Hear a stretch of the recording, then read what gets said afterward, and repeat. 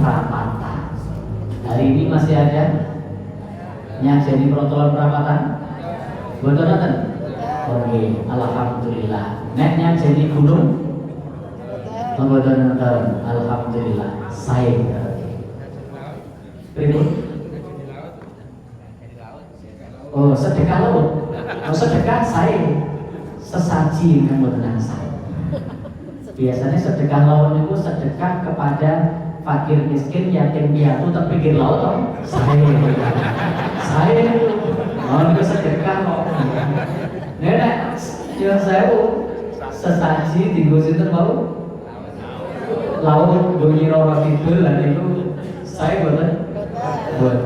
Lalu ketikanya sedekah laut tanda bintang. Sedekah laut tanda bintang, sedekah di pinggir laut. Yatim piatu, fakir miskin. Du'afa. Asal boten? Asal. Enggak boten asal krana boten mentauhidkan Allah Subhanahu wa taala.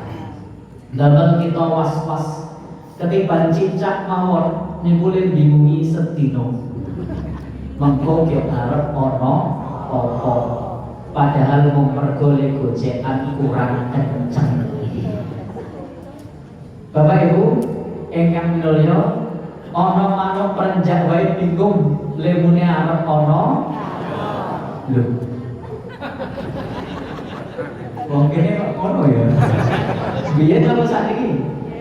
Oh nggih. Bapak Ibu ingkang minulya setelah disiapi tekan sore teko-teko kok diprek karo manuk perenjak.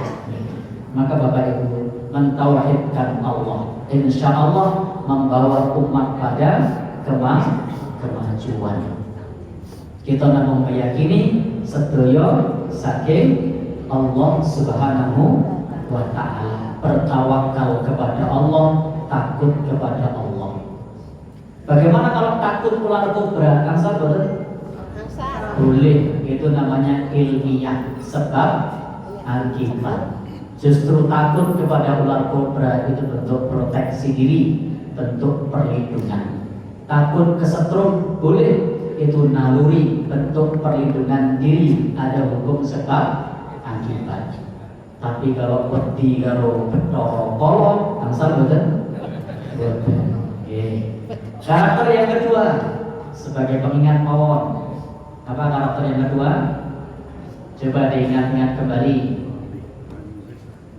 Ar-rujuk ilal Qur'ani wa sunnah. Karakter Islam berkemajuan yang kaping kalih, rujuk itu apa? Kembali. Rujuk kembali. Saya sepakat makna rujuk itu kembali. Tetapi ketika kita menerjemahkan begitu, kita sering diolok-olok. Berarti selama ini tidak pakai Quran dan Sunnah, selama ini kemana kok kembali? Kalau sering ngatur-ngatur itu ada yang komentar kembali kepada Quran dan Sunnah. Lalu ini nanti kembali. Ar-rujuk itu saged bermakna kembali, saged pula bermakna berpedoman. Jadi saged bermakna berpedoman kepada Al-Quran dan Sunnah. Maka Bapak Ibu dalam urusan akidah, dalam urusan ibadat inti, kita berpedoman kepada Al-Quran dan Sunnah. Saya masih ingat ketika di pesantren dulu, saya diajari oleh guru kemuhammadiyahan saya.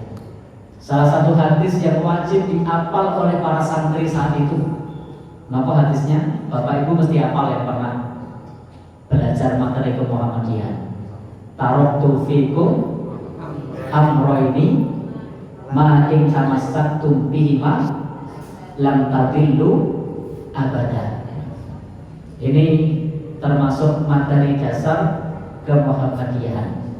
Aku tinggalkan kepada kalian dua perkara. Jika kalian berpegang teguh kepada keduanya, kalian tidak akan tersesat untuk selama-lamanya. Nomor dua perkara menika? Al-Quran dan Sunnah, Al-Quran dan hadis. Maka dalam hal ibadah, dalam hal akidah, berpedoman kepada bukan berdasarkan mimpi.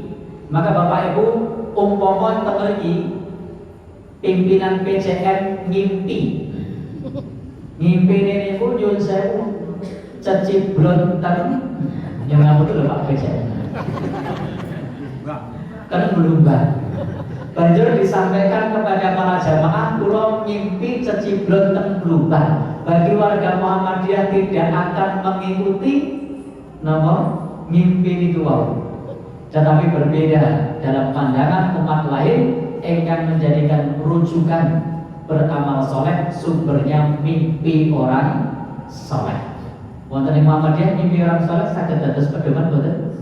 Boten. Lalu bagaimana dengan Nabi Ibrahim? Nabi Ibrahim menika sampun dapat rekomendasi dari Nabi, ru'yatul anbiya wahyun. Mimpinya para nabi itu wahyu. Nah, mimpinya ustaz, mimpinya kiai, mimpine majelis takjim, mimpine ketua PCM, niku bukan wahyu. Sebab rujukan kita apa?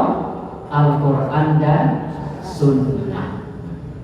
Bapak Ibu yang kami mulia, maka Bapak Ibu, disinilah Muhammadiyah menamai metodenya sebagai tarjih, tegese memilih pendapat yang kuat engkang sesuai kalian Quran hadis. Meskipun pendapat itu bukan dari pendapat ulama mazhab yang tempat. Jadi kalau ada yang mengatakan Muhammadiyah memilih dari pendapat ulama mazhab yang empat yang kuat, itu tidak benar. Yang benar mazhabnya apapun, meskipun bukan mazhab yang empat, menawi selaras kali Quran dan Sunnah itu dipilih. Ada contohnya? Ada. Bapak Ibu, perempuan yang menstruasi masuk masjid menurut mazhab yang empat angsal boten? Boten. Menurut Muhammadiyah boleh. Padahal tidak satu pun mazhab yang empat membolehkan. Tapi Muhammadiyah berpendapat boleh. Memang ada ulama dahulu yang membolehkan. Ada ulama Al-Dhahiri yang dipelopori oleh Imam Daud Al-Dhahiri membolehkan perempuan yang menstruasi masuk ke masjid selama aman. Saat ini insya Allah aman. Alatnya wis canggih itu. Lah nek biyen ngono pripun Pak? Nggih. Bapak Ibu, nah ini contoh. Ada lagi zakat untuk pembangunan gedung madrasah. Menurut ulama mazhab yang empat angsal boten? Tidak boleh. Muhammadiyah boleh, karena Muhammadiyah mengacu pada pendapatnya Imam Al-Mawardi, penulis kitab Tafsir Al-Mawardi, bahwasanya fi sabilillah menika sedaya ingkang mendatangkan ridho saking Allah Subhanahu wa taala. Nanti nek contoh-contoh liyane ra sida pengajian gitu. Terus kepisan apa wau? Tauhid loro berpedoman kepada Al-Quran dan Sunnah. Jadi berpedoman kepada Al-Quran dan Sunnah. Maka selagi ada dalilnya saking Quran dan Sunnah dalam hal akidah dan ibadah inti, maka kita berpegang pada Quran dan Sunnah. Nomor 3, nomor 3. Nomor 3, ihya'ut tajdid wal istihad. Ada yang menyebut ihya'ul istihad wa tajdid, menghidupkan istihad dan tajdid. Jadi karakteristik Islam berkemajuan menika menghidupkan istihad. Istihad itu apa?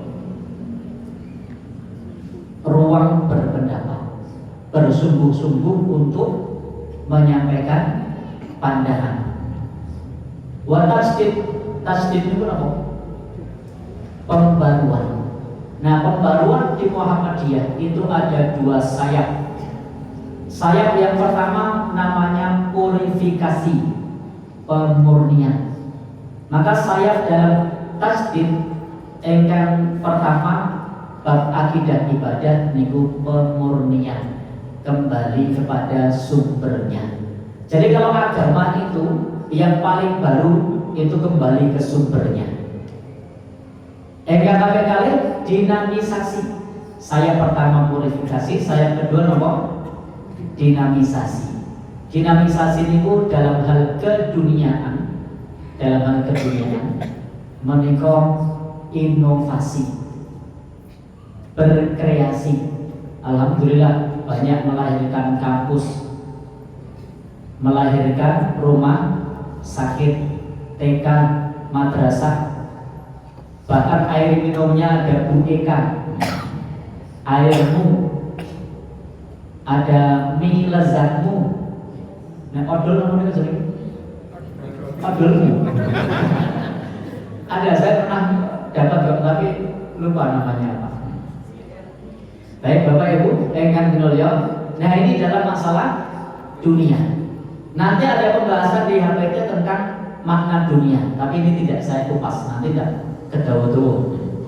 Intinya dalam bab dunia, antum a'lamu bi umuri dunyakum. Kalian lebih tahu tentang urusan dunia kalian. Sehingga kita sakit berinovasi, sakit berkreasi. Maka Bapak Ibu engkang minulya,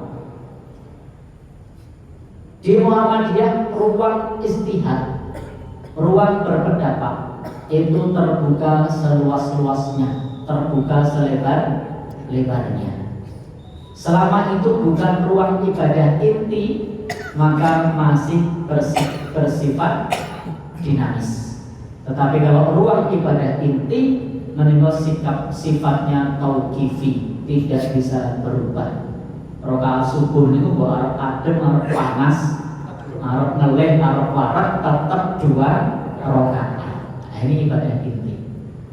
Tapi dalam hal metodologi, dalam hal sarana prasarana, niku bisa mengikuti perkembangan zaman. Contoh tindak haji, jangan lihat yang gini apa? Naik kota. Saat ini kita numpak mobil nggak sah, pesawat boleh, kapal laut boleh, itu sarana prasarana. Termasuk Bapak Ibu metode memahami Islam. Di mana dia ada pendekatan bayani, burhani, irfani. Bayani tekstual, burhani kontekstual, irfani hati nurani. Rasa dijelas gitu, sudah sering mendengar gitu. Iya, berikut. Oh, perlu rakyat sih. Jadi ada pendekatan tekstual, bagaimana praktek Nabi. Ada pendekatan kontekstual, bagaimana praktek kita saat ini. Ada pendekatan irfani, hati nurani. Contoh misalnya, Bapak Ibu ingkang minulya, dalam hal ini di antara sunnah Nabi itu kalau makan sampai bersih, bahkan sampai di jilati. Nah, maka dalam hal ini kita perlu juga pakai irfani, karena dapat menimbulkan pro dan kontra. Pakai hati nurani. Ojo nanti menjalankan dawuh Nabi malah dirasani wong sak kampung. Sapa kae kok maaf didilati koyo. Maka disinilah kita mengakui itu perintah Nabi, itu dawuh Nabi, tetapi dalam prakteknya kita mempertimbangkan darul mafasid muqaddamun ala jalbil masoleh. Menghindari kerusakan lebih diutamakan dibandingkan mengupayakan kebaikan. Ada pertimbangan irfani, hati nurani. Baik, Bapak Ibu ingkang minulya, termasuk dalam hal istihad. Kemarin Muhammadiyah pakai hisab wujudul hilal, lalu kemudian bertransformasi. Transformasi nopo berubah nopo. Nek wong cilik jare berubah, ya wis berubah menjadi nopo KHGT, kalender hijriyah global tunggal. Ini bagian saking ruang istihad. mengenai masalah masuknya tanggal baru melalui ilmu pengetahuan berdasarkan pertemuan Muktamar Ulama Islam Sedunia di Turki tahun 2016.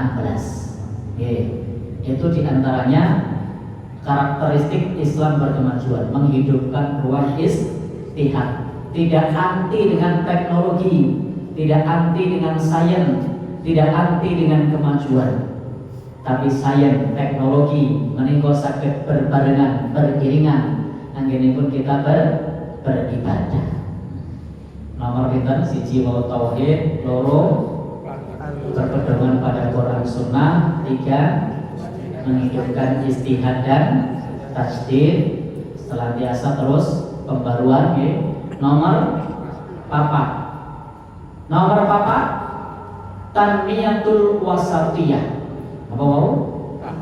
Tanmiyatul wasatiyah, mengembangkan Islam moderat.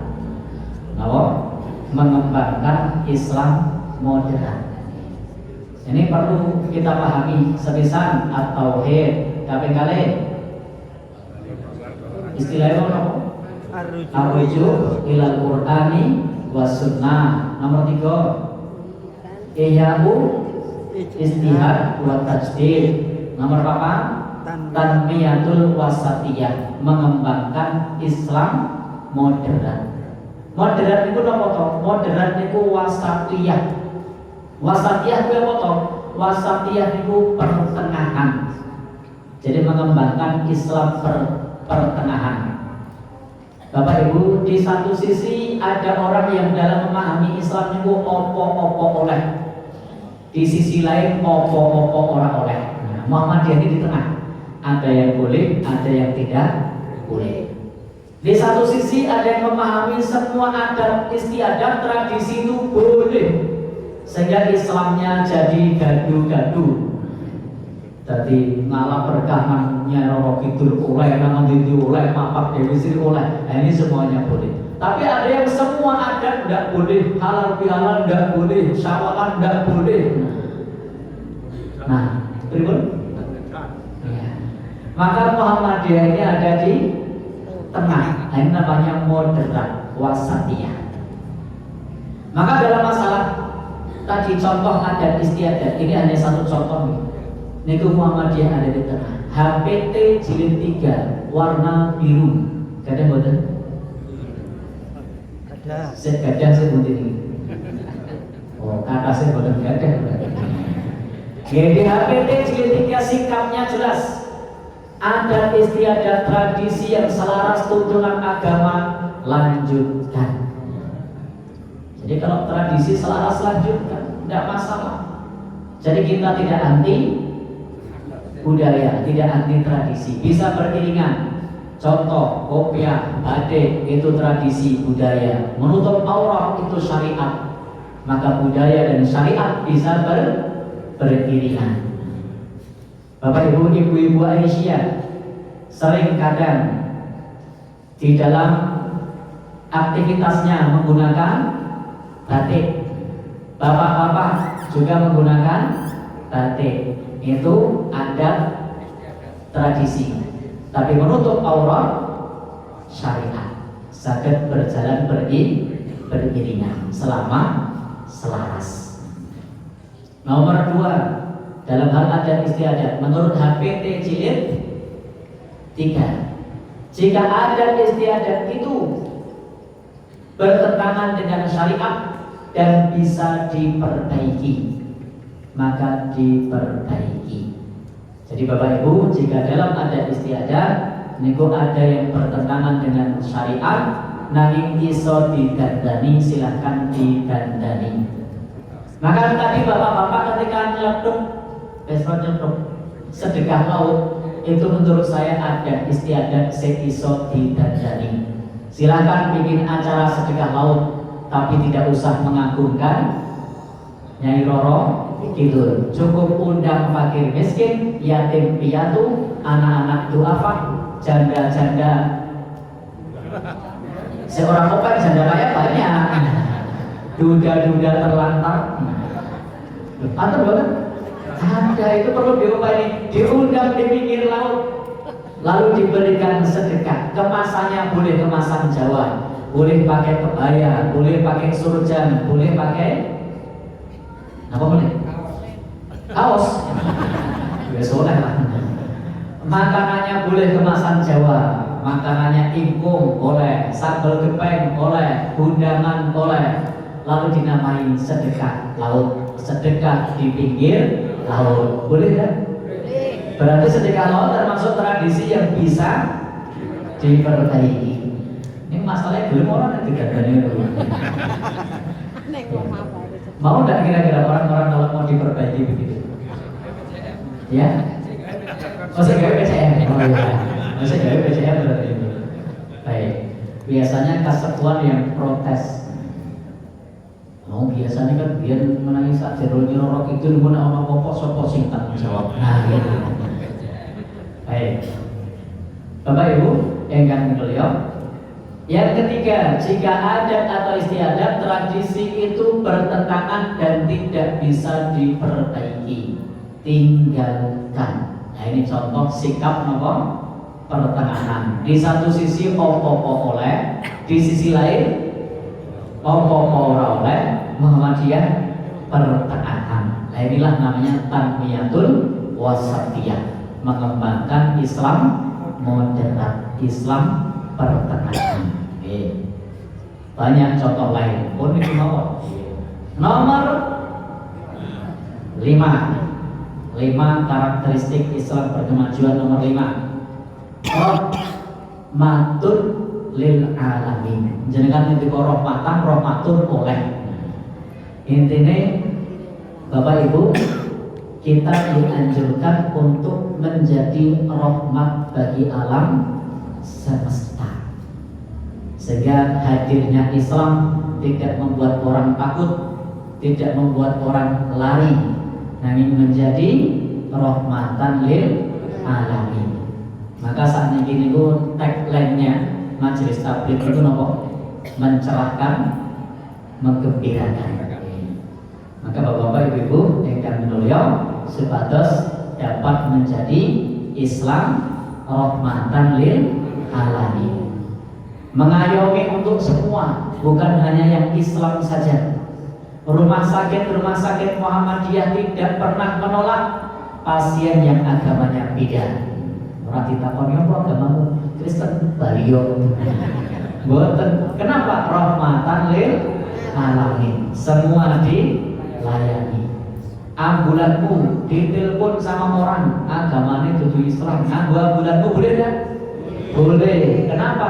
Rahmatan lil alamin.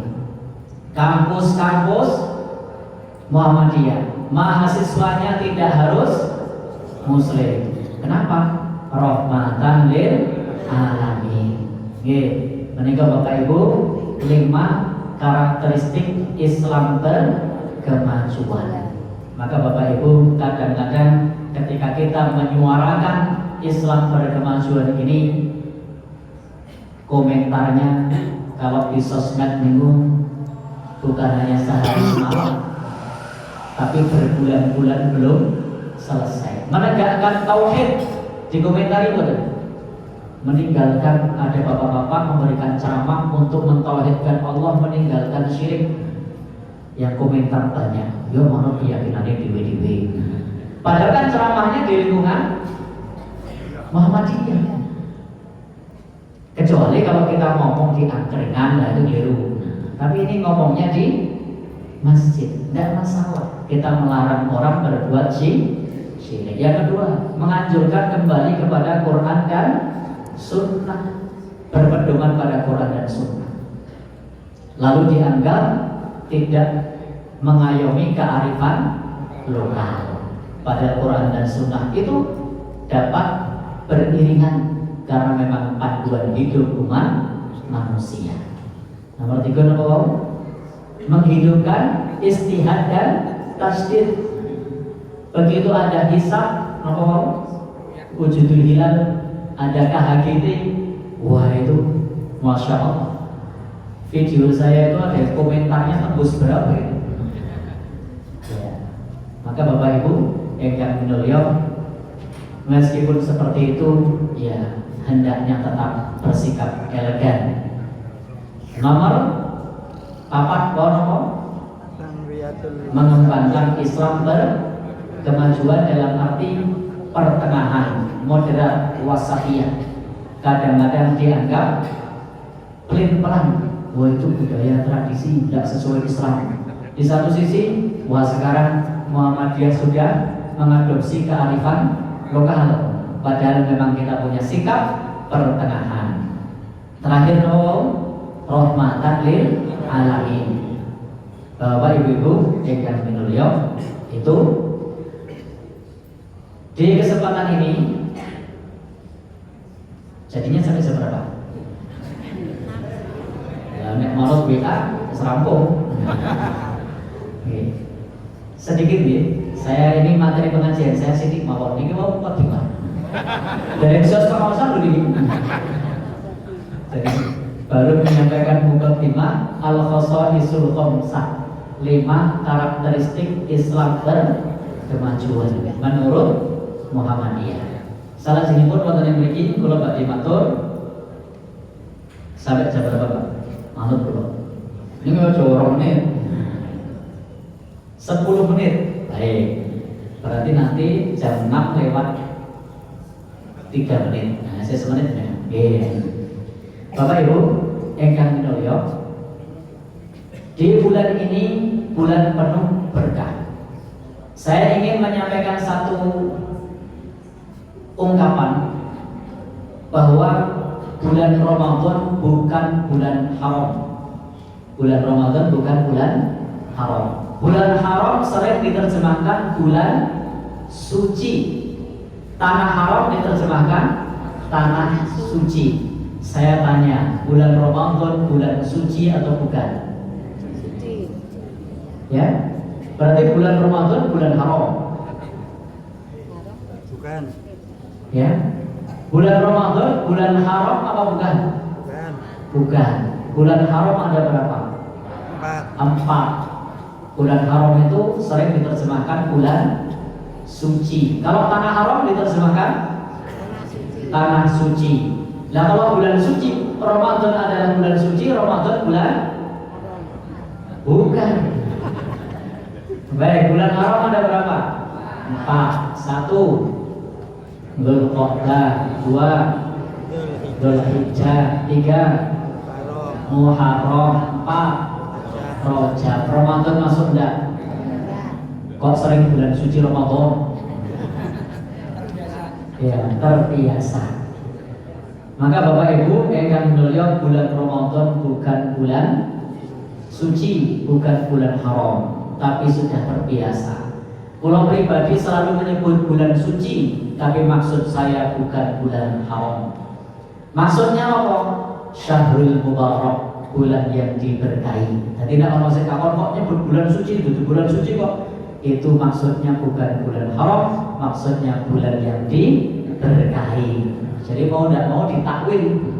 Nah, orang ditakwil begitu ditarik ke bahasa Arab apa adanya menjadi bulan haram, maka nambahi bulan haram jadi 5. Padahal hanya ada 4. Maka bulan suci Ramadan ditakwil. Terus ditakwil. Ditakwil itu apa ya? Berikut Pak, ditakwil itu bahasa Jawa ini apa? Orang aneh gitu bahasa Indonesia ini ditafsir gimana ya?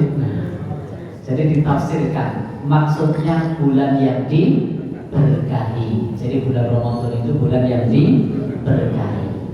Apa indikator berkahnya? Syahrul Ramadan alladzi unzila fihil Qur'an.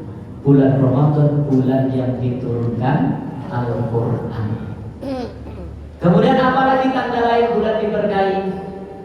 Bulan yang disebut namanya di dalam Al-Quran. Syawal disebut tidak? Syahrul Syawal, begitu? Bukan. Bulan Rajab, Syahrul Rajab.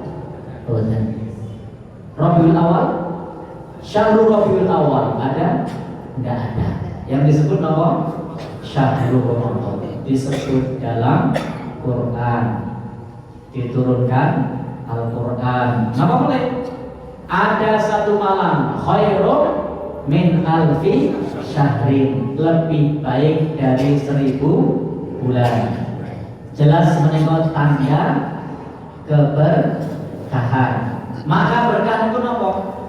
Makna berkah itu an-nama, tumbuh berkembang. Makna berkah itu az-ziyadah, bertambah. Beramal semalam sampai bertambah menjadi 1000 bulan.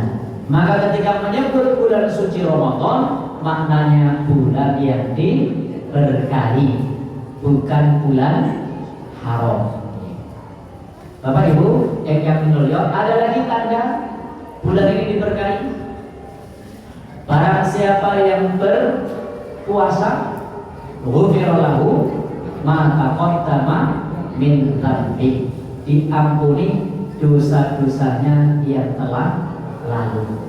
Barang siapa yang menghidupkan qiyamul lail salat tarawih, ghufira lahu ma taqaddama min dzambi, diampuni dosa-dosanya yang telah lalu. Baik Bapak Ibu yang dimuliakan Allah Subhanahu wa taala. Oh, tadi dari 48 ya, tadi sampai 58 saya. Jangan masih punya waktu banyak, jangan khawatir kalau kosong. Baik Bapak Ibu, itu indikator bulan yang diberkahi. Lalu bagaimana dalam hal berkah? Dalam hal berkah ada 3 kaidah dalam ngalap berkah. Ada 3 kaidah ngalap berkah. Kaidah pertama, wadiul barokah huwallahu wahdahu la syarikalah. Pemilik barokah adalah Allah yang tidak ada sekutu baginya. Jadi pemilik barokah itu Allah. Maka ketika kita puasa, dosa kita diampuni. Siapa yang mengampuni? Allah. Ketika kita mendapat Lailatul Qadar, dapat 1000 bulan, siapa yang ngasih? Allah. Jadi Allah pemilik keberkahan satu-satunya. Ini kaidah pertama ya. Maka tidak ada yang namanya orang soleh, kiai yang punya berkah. Guru ngaji sing duwe berkah. Bekas minumnya tinggu rebutan. Masih mending cecekan tegesan tinggu rebutan. Karena dianggap kalau berkah. Padahal kaidahnya pripun? Wadiul barakah huwallahu wahdahu la syarikalah. Pemilik berkah adalah Allah yang tidak ada sekutu baginya.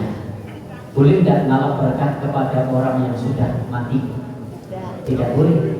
Di himpunan putusan tarjih jilid 1 halaman 235 disebutkan begini: wala taf'alu ma lam ya'lam bihillah. Jangan melakukan sesuatu yang tidak diizinkan oleh Allah. Jadi kita dalam ziarah kubur tidak boleh melakukan sesuatu yang tidak diizinkan oleh Allah. Kan doa ikumul mayyit kaya to sira ndonga marang mayit, wa tawassul bihi, termasuk tidak boleh tawasul kepada orang yang sudah mati. Himpunan putusan tarjih jilid 1 halaman 235. Berarti menurut tarjih tidak ada minta berkah kepada yang sudah mati. Sebab pemilik berkah sinten? Allah Subhanahu wa taala. Kaidah kedua, la yajuzu tabarruk bi syai' illa bid dalil. Tidak boleh ngalap berkah dengan sesuatu kecuali adanya dalil. Nah, kalau ada dalil boleh ngalap berkah. Contoh ngalap berkah sholat berjamaah di masjid, ada dalilnya? Ada. Apa itu? Bisa bahi wa isyrina darajat, pikantuk ganjaran 27 derajat. Di rumah satu, di masjid 17 berarti berkah. Di masjid manapun berkahnya sama. Masjid Prawiro Setiko berkahnya 27. Masjid Suciati Saliman berkahnya 27. Masjid Syekh Zayed Solo berkahnya 27. Maka kalau ngalap berkah di masjid, saya cedak-cedak wae berkahe podo. Ini arep piknik nang Syekh Zayed oleh gumun karo cagake oleh gitu. Ini bulan kok boleh berkah. Yo, cedak wae berkahe podo. Ini piknik itu tujuannya bukan cari berkah, refreshing, cari hiburan. Pengen ke Suciati Saliman delok lawange, pengen foto wong lawange kaya lawang masjid Nabawi, boleh? Boleh. Tapi nek ngepengke rono golek berkah, berkahnya sama. Berapa? 27. Nomor 3, kaidah terakhir. Terakhir aku begini. Sesuai perjanjian 10 menit 48 berarti rambutnya 58 loh. Bapak Ibu, ingkang mulya, terakhir di menika kaidahnya barokah itu ada dzatiyah dan maknawiyah. Barokah dzatiyah itu barokah fisik pada sesuatu. Barokah maknawi itu ada pada iman, ilmu dan amal. Untuk barokah fisik harus ada dalilnya. Contohnya fisik Nabi. Kalau selain fisik Nabi tidak ada dalilnya. Contohnya lagi apa? Yang ada dalilnya berkah fisik. Berkah air Zam-Zam. Kalau diminum membawa berkah ma'un Zam-Zam 5 syuribalahu. Air Zam-Zam itu sesuai doa orang yang meminumnya. Lalu berkah maknawi, berkah iman. Dalam iman ada berkah, amal kita diterima. Berkah amal, dalam amal ada pahalanya. Yang ketiga, berkah ilmu. Ilmu yang dimaksud berkah ittiba Nabi. Maka kita bisa mencari berkah selama bulan Ramadan dengan 3 hal. 1, tetap dalam iman. 2, beramal dengan ikhlas. 3, dengan ilmu ittiba Rasulullah Sallallahu Alaihi Wasallam. Itulah cara ngalap berkah sesuai tuntunan Rasulullah Sallallahu Alaihi Wasallam. Pun mekaten 10 menit tadi. Nasrun minallah wa fathun qarib wa basyiril mu'minin waqtal sabirat sing pangandikan kawula kunturaken jumaten pramoto hati coro. Wassalamualaikum warahmatullahi wabarakatuh.